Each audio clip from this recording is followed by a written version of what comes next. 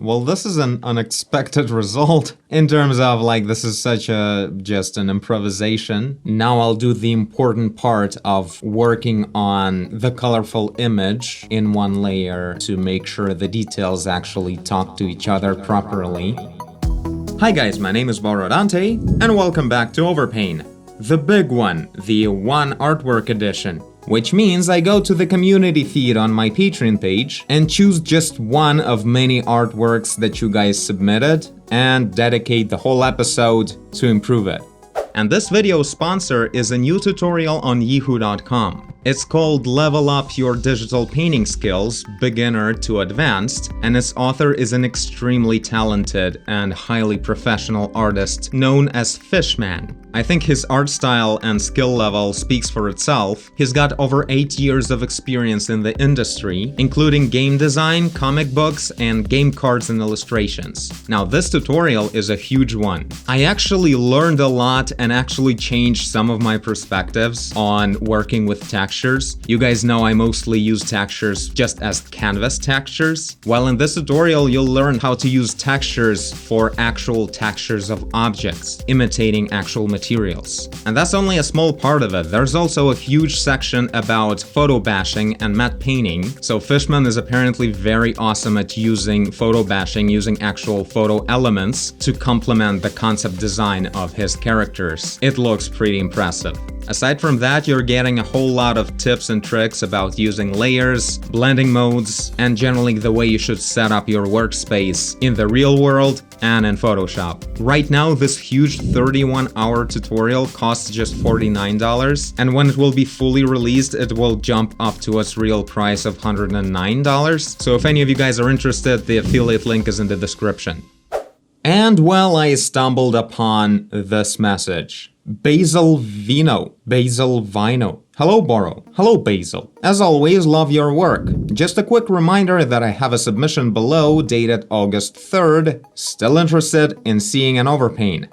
Now, I've been thinking about this for a while, and I've been postponing the recording of this episode for so long that it's Saturday right now, and I'm just 2 days away from the deadline for the episode. And the reason being, the submission Basil is talking about is this.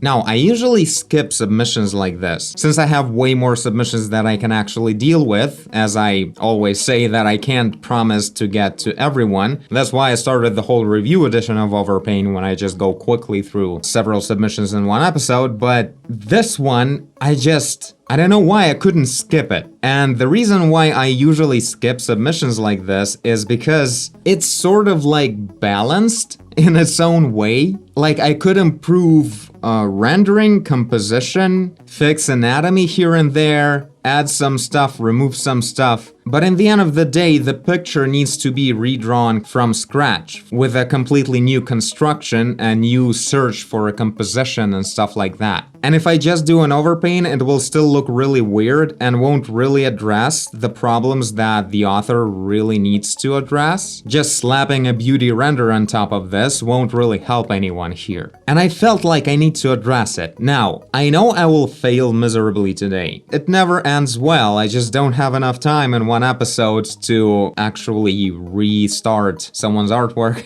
But I don't know why I just can't skip it. I look at it and I feel like this is the milestone challenge that I need to go through. Now, to make it clear, the artwork itself, like, it's not horrible, it's just overall low skill level, and there's a lot of mistakes in composition, in presentation, and even like in the idea representation, or even idea presence, as it is. But more on that later, let's read the message first.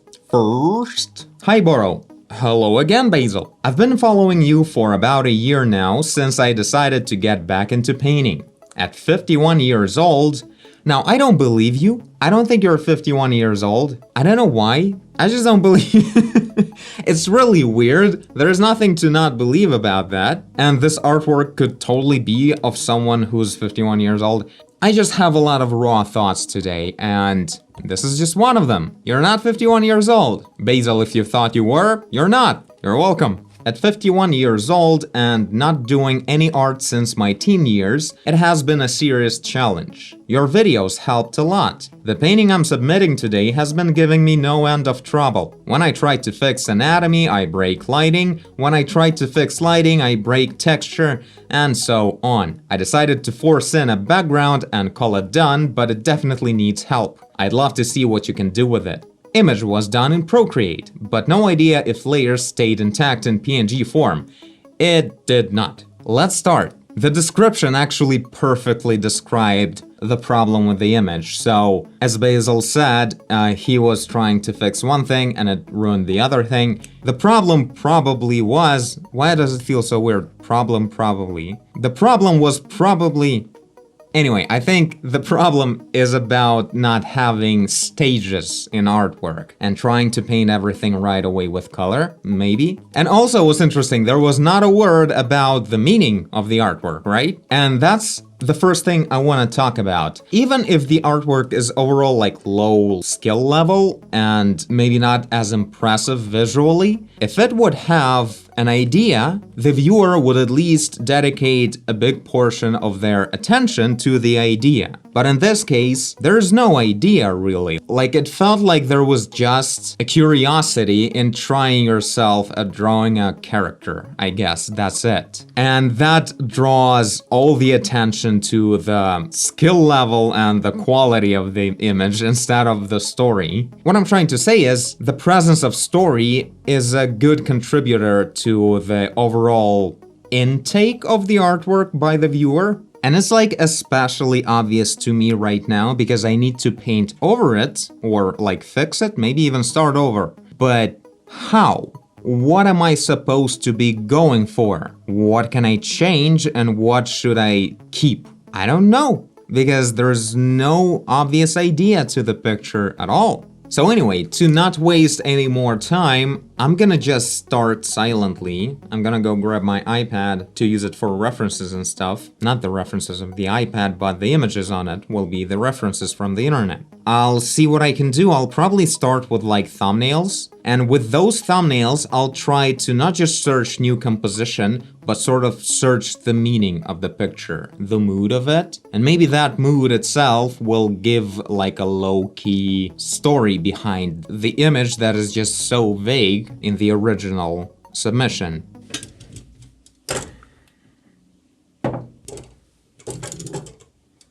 This thing still confuses me sometimes, in terms of which side of it should be facing me.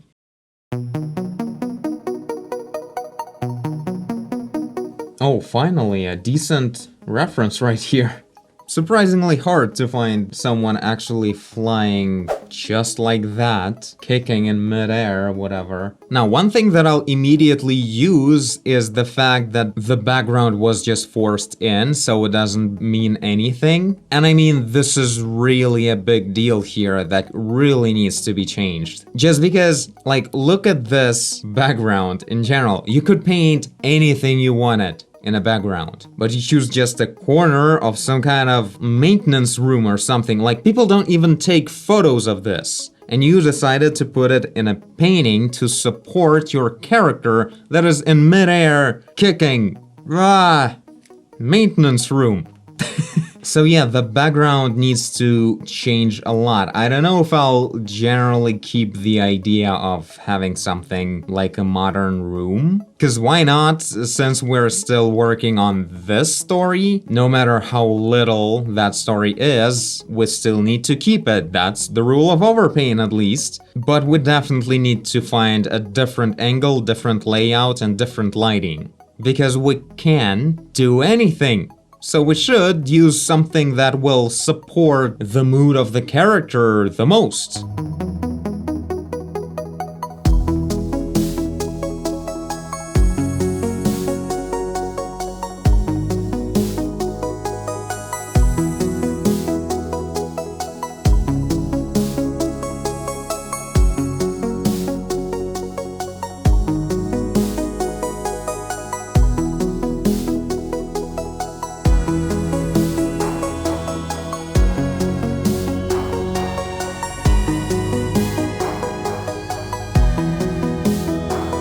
Okay, there we go. I'm actually already pretty happy with what I got just right away. I'm not sure how exactly it will go further from this, but generally it's the same thing. We just have a woman in midair performing a kick, but the difference is in here we have a much bigger location. We're breaking through a window and we're at a big height. So the picture at least deserves to be looked at because it's showing the manifestation of an incredible power and the ability to do it. It's amazing. This is something really worth looking at. How did she get there? Why is she breaking through a window with a kick from a quite unbelievable place where there's probably just outdoors, so there was no floor to jump from? How did she do it? I don't know, but it looks amazing. Let's have a look.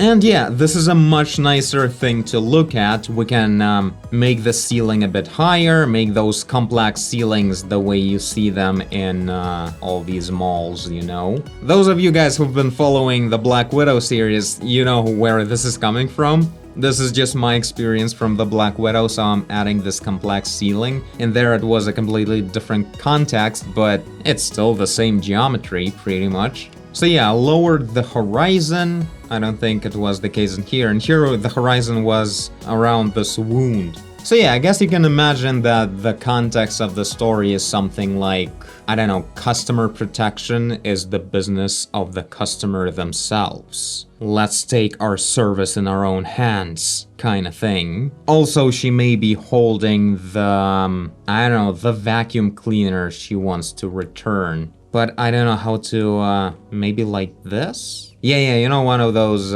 slimmer vacuum cleaners? Like, they're cool and all, but this one was broken, and they didn't want to return it, so she had to do it.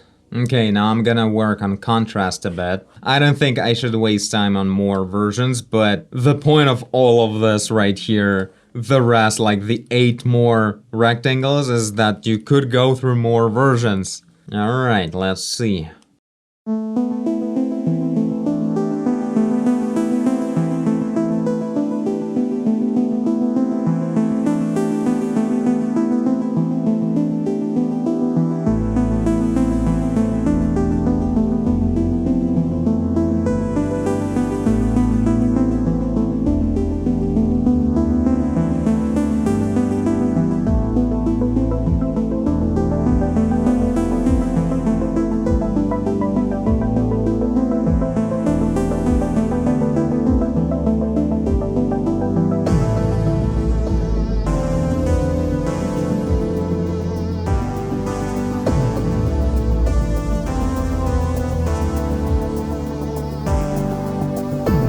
Alright, so what I did just now is I worked through the values, found the proper brightnesses for the background, for the main character, to make sure things don't disappear in details and everything. Now, one thing I noticed as I'm working through this, I think I wanna like zoom in a little bit. When you start introducing contrast spots, you can evaluate that kind of stuff better. So I would go like this, so we'll just see the character much better positioned in the shot.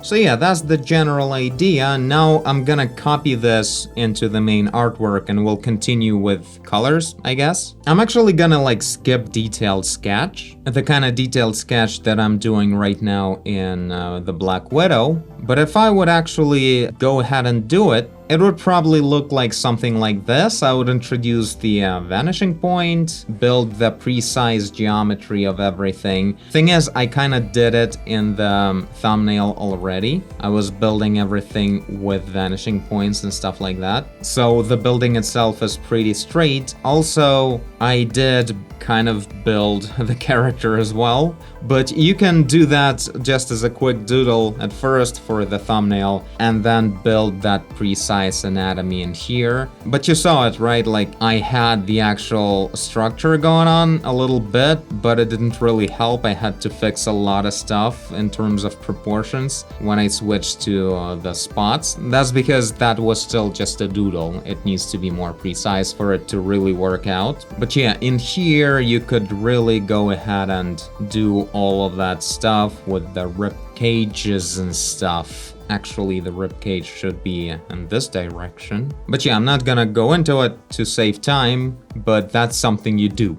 Now I'm trying to make sure this is like the same character, so I'm gonna keep a little reference, maybe over here. Also, what I like doing at this stage, this is something I'm gonna be doing later on in Black Widow, but right now we can give it a try with an early access. It's cool to introduce some kind of gamma, like the mood of the picture in general, in this stage on like a separate adjustment layer. That's something you can do in Photoshop, so I'm gonna apply, I guess, color balance. And let's just find our gamma. I don't know, so let's go with the classics at first. So warm lighting and cooler shadows. Yeah, I guess this blockbuster feeling, like this kind of color grading of an action movie. Also, like on top of it, there may be, like since all the adjustment layers come with these layer masks by default, you can add another layer and introduce more like maybe there's sunlight going from the windows. So I'll add some of that warm light like this, and then I'll just paint that in a little bit with like a softer brush. Right now, what we can keep doing, that's the best part about it, is that we can keep working on the black and white image and pick up colors. As you can see, I'm still picking up just black and white colors, as if I'm working on this, but we also have this on top. And that works because my eyedropper tool that picks up colors from the canvas works in this mode called current and below. Usually it's all layers, but current and below means that it picks up colors only of, like if I'm in this layer, only from whatever's going on in here plus here. And any kind of changes that happen on top, those are not taken into consideration. And so it's just like a little bit more fun to work on a black and white image while it's already being all rendered in colors a little bit. Like it's not colorful, it's still a monochromatic image. Like separate objects are not of different colors, but the overall gamma is already colorful. Fun! Now, of course, if you generally like working in color right away, as I do, really, but this is this new to me approach that I'm experimenting with lately. But yeah, like at this point, when you just develop some kind of a black and white picture like this, like on this stage, then you can just transform it into color and just keep working in color right away, no problem. The important part was the search of the idea, the composition, and well, making a straight sketch to make sure that your building is not all bent and vanishing points are all weird. Yeah, I should probably bring this sketch over here as well. So yeah, I'm not sure why I decided to go with this picture that sort of almost breaks the concept of overpaint, since I'm not really painting over anything, I'm just starting over. But I was just looking at it in my feed and it was mesmerizing. Just the raw straightforwardness of it. Not just in terms of the story, but in terms of applying yourself as an artist. No compromise, not hiding anything, it's just boom, character. Just diving right into it. That's impressive. There's something about it, something that's like the main, you know what I mean? It was the main picture in my feed.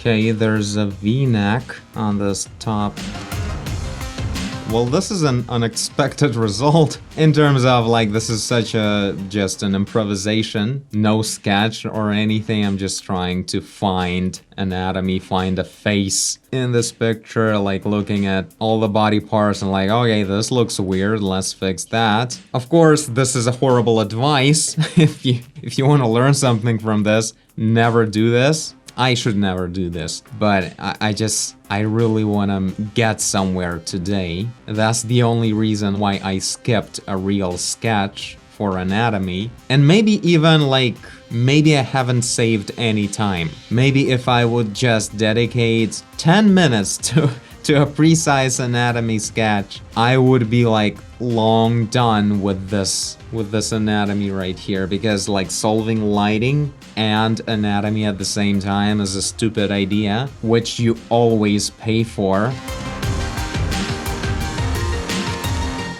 I ended up still turning the torso in this direction when on my reference it would supposed to be like that way. That's why this leg is sticking out so much forward, because you do that when you jump with a kick. But let's see what we can do here. I guess we're doing just a position closer to the original submission.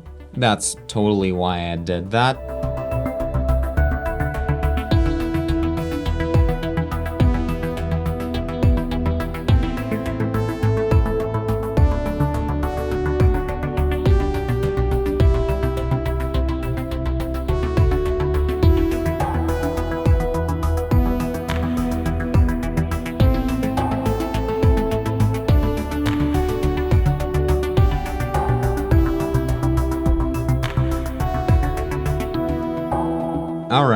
Alright, let's add some color and see what happens. I don't know.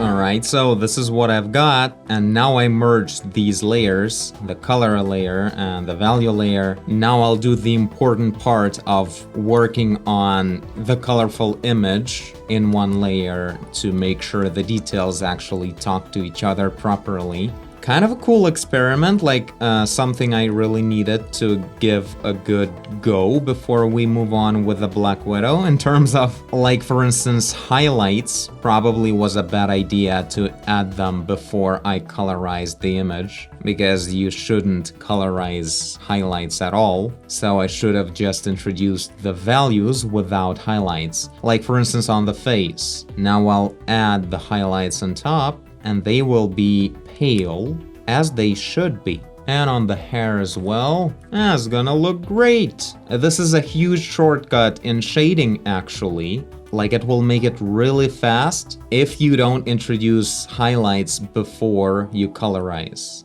You gotta keep that in mind.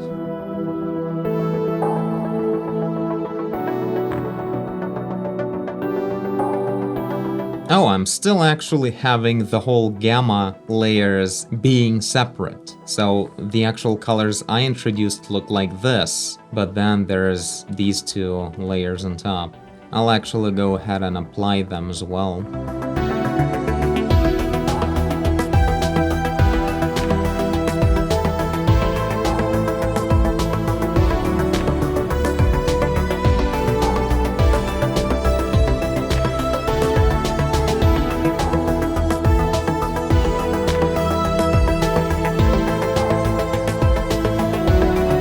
Alright, this is it. So, I hope this was helpful. A very unusual episode of Overpaint. This is a hell of a practice for myself to try and like start and finish an artwork within one episode. I haven't done that in a while.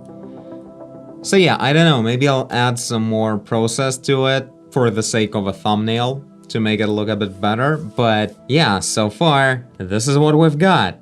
Here's the direct comparison, the original and my version. Well, I mean, the character looks more fun, and The expression is better, but I don't know, the environment feels a bit washed out. I guess I could have gone with more saturated and stronger colors, where the background is actually closer to us. Yeah, this feels immediately much better because it was something that this picture really lacked. The presence of the background, at least somewhere, where it's close enough to make sense. Oh yeah, right away. I keep just noticing little things that I feel like will make things better, but they won't. Added some wounds, because the original had wounds. Also a lot of dirt, but the picture is dirty as it is. So yeah, this is it. Thank you, Basil, for your submission. I hope I helped with something. I really get confused when I need to like redo everything, and there's only this much time. I think the advice of actually searching for your composition first and thinking about at least the basic idea and finding like a reason why the viewer should be looking at the picture. I think this is an important thing to start the artwork with. Really feels like something's missing in here, at least maybe some kind of signs or something, or maybe there's a guy standing there all like, what the hell is going on? You know, something like that. And without that, maybe it makes sense to just do even this, right? So spending more time than I did on every stage of this process would be a good idea. So keep that in mind. If any of you guys want me to overpaint your picture like this, or maybe actually painting over it, the link to my Patreon page is in the end of this video. You become my patron, submit the picture, and write a message. I read the message and overpaint the picture. But for now, this is it. Thank you guys for watching, and I'll see you in the next video. Bye!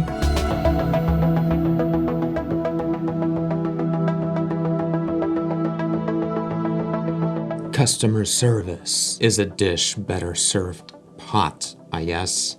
You don't get the customer service, you take it. That's better.